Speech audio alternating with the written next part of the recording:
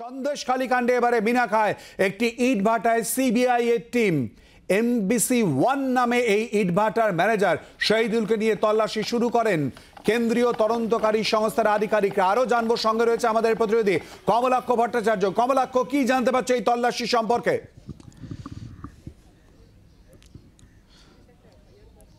শিলাদিত্য, গত 5ই জানুয়ারি ইডি বাহিনীর উপর শেখ শাহজাহানের অনুগামীদের যে হামলার ঘটনার আদালতের নির্দেশে তার তদন্ত করছে সিবিআই।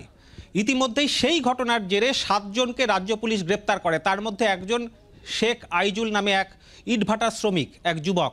এই মুহূর্তে আমি রয়েছি সেই ইটভাটায়, MBC1 মিনাখা এলাকার সেই ইটভাটা। তুমি দেখতেই পাচ্ছ সেই বিশাল ইটভাটা। সেখানে কিন্তু শেখ আইজুল এখানকার শ্রমিক ছিলেন এবং তাকে পুলিশ আরও 7 জন, আইজুল সহ আরও 6 জন, মোট 7 জনকে রাজ্য পুলিশ গ্রেপ্তার করে। এবং তারপর কিন্তু আমরা দেখি গতকাল মিনাখা থানার SDPOকেও কিন্তু নোটিশ পাঠিয়েছে সিবিআইয়ের তরফ থেকে যে এই ঘটনার তদন্তে নোটিশ পাঠানো হয়েছে SDPOকে। এবং তারপর কিন্তু এই আইজুল যেখানে কাজ করতো MBC1 এই ইটভাটা, সেখানে ইতিমধ্যেই এসে হাজির হয়েছেন সিবিআই আধিকারিকরা। এবং এই ইটভাটার ম্যানেজার শহীদুল, তাকে সঙ্গে নিয়ে আইজুল যেখানে থাকতেন অস্থায়ীভাবে, অর্থাৎ ইটভাটায় কাজ করার সময় তিনি যে ঘরে থাকতেন সেই ঘরে তার আশপাশে ইটভাটার অন্যান্য শ্রমিক সকলের সঙ্গেই কিন্তু জিজ্ঞাসাবাদ শুরু করেন সিবিআই আধিকারিকরা। এবং তারাও জানিয়েছেন যে মূলত এখানে আইজুল কতদিন ধরে কাজ করতেন, কোথা থেকে অ্যারেস্ট হয়েছে এবং সেই সময় সেই অভিযান চলছে সিবিআই আধিকারিকরা তারা কিন্তু জানতে চান। আমি তোমাকে দেখাবো, এই মুহূর্তে কিন্তু তারা এই জিজ্ঞাসাবাদ পর্বের পর এই ইটভাটার ম্যানেজারকে সঙ্গে নিয়ে ইটভাটার যে অফিস ঘর রয়েছে সেই অফিস ঘরে তারা রয়েছেন। ওপরে রয়েছেন সিবিআইয়ের 5 জন আধিকারিক এবং নিচে কেন্দ্রীয় বাহিনীর জওয়ানরা রয়েছেন। তারা এই মুহূর্তে কিন্তু সেই অফিস ঘরে এই মুহূর্তে সেই আধিকারিকের সঙ্গে, অর্থাৎ যিনি ইটভাটার যিনি ম্যানেজার, তার সঙ্গে কিন্তু সিবিআই আধিকারিকরা তারা কথা বলছেন। এবং মূলত সেই যে গ্রেপ্তার, অর্থাৎ রাজ্য পুলিশের হাতে গ্রেপ্তার হওয়া শেখ আইজুল, তার সম্পর্কে তথ্য কিন্তু এই মুহূর্তে তারা নিচ্ছেন। শিলাদিত্য, কমলাক্ষ, এই ইটভাটায় সিবিআইয়ের এই মুহূর্তে যে তল্লাশি চলছে, মূল কারণ কি এবং আইজুলের ভূমিকাই বা ঠিক কি ছিল, এই বিষয়ে কি জানা যাচ্ছে এখনো পর্যন্ত?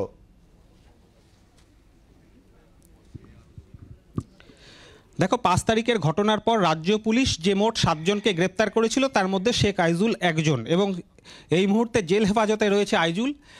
কি কারণে তাকে গ্রেপ্তার করা হয়েছিল, অর্থাৎ সেই ঘটনায় আইজুলের ভূমিকা কতটা ছিল সেই বিষয়ে কিন্তু এই মুহূর্তে বলা যেতে পারে এটা ক্রস চেক পর্ব চলছে সিবিআইয়ের। পুলিশের হাতে গ্রেপ্তার হওয়ার পরেও কিন্তু আমরা দেখি যে বিভিন্ন জায়গা থেকে এই অভিযোগ সামনে আসে যে যাদেরকে গ্রেপ্তার করা হয়েছে তারা ঘটনাস্থলে ছিলেন না, এলাকার মানুষরা সেই অভিযোগ করেছেন।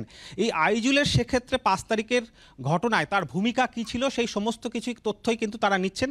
আমি তোমাকে আরও একবার দেখাবো, এই মুহূর্তে সেই অফিস, অর্থাৎ ইটভাটার অফিস MBC1 ইটভাটা মিনাখার মধ্যে একেবারে তোষ্য গলির মধ্যে দিয়ে সিবিআই আধিকারিকরা কেন্দ্রীয় বাহিনীর জওয়ানদের নিয়ে এসছেন এবং সেই ক্রস চেক পর্ব চলছে, অর্থাৎ আইজুলের ভূমিকা কী ছিল।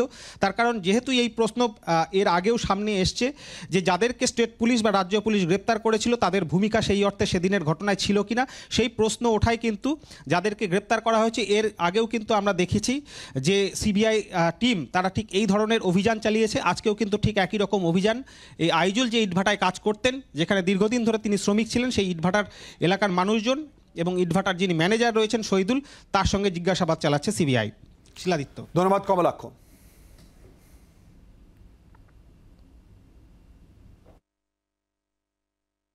ওরা বললো এখানে কজন কাজ করতো, ওর লোক একা থাকতো, কাজ করতো।